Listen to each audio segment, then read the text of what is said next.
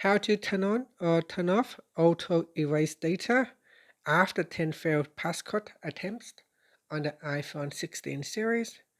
First, let's return back to the home screen by swiping up at the bottom of the screen. And from the home screen, tap on Settings. Next, from the Settings page, we scroll down, and in here, tap on Face ID and passcode. Next, we enter the phone passcode. Then scroll down to the bottom. On the last option, tap on Erase Data. Tap on the toggle button to turn on or turn off Auto Erase Data. And when you turn on, you can tap on the Enable button.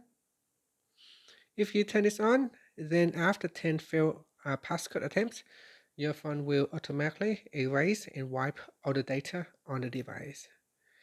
Otherwise, you can switch it off by tapping on the toggle button.